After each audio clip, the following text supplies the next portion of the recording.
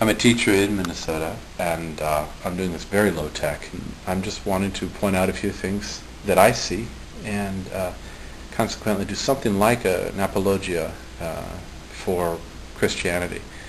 I certainly have had issues with Christianity myself, but ultimately I think that belief, the willed decision to agree to certain things, makes a difference in a person's life. So this is what this video is about.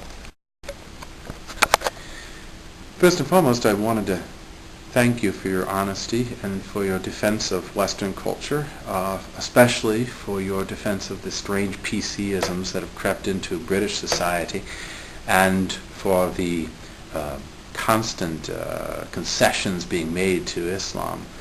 I also want to thank you for your humor. It's always enjoyable to listen to what you have to say, even when what you have to say is seems to be an argument against things such as Christianity.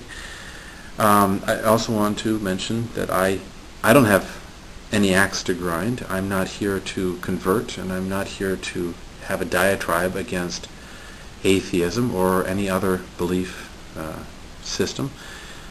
I also don't own a tripod or any kind of advanced technology, and I'm not speaking scripted, so I will do as minimal amount of editing on this as I can, but certainly will edit it as much as need be to make it coherent.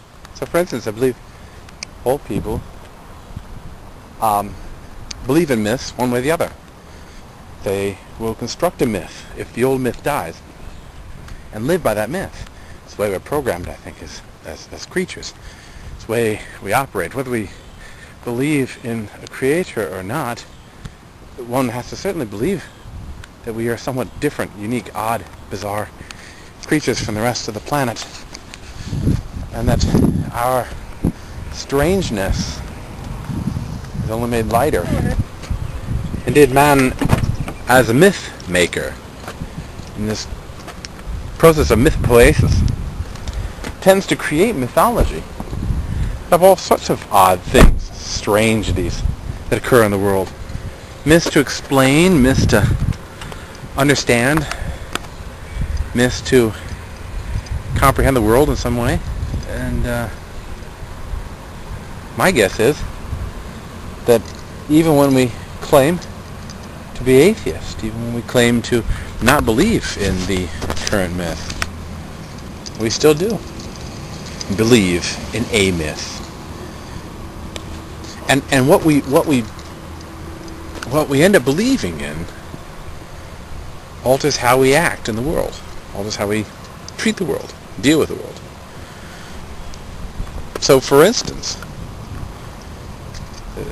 the Muslim who believes that this life and everything in it is a lie, tempting him to sin, and that the next world is what's important, and he'll be rewarded for blowing up infidel, if he believes that, he will act a certain way.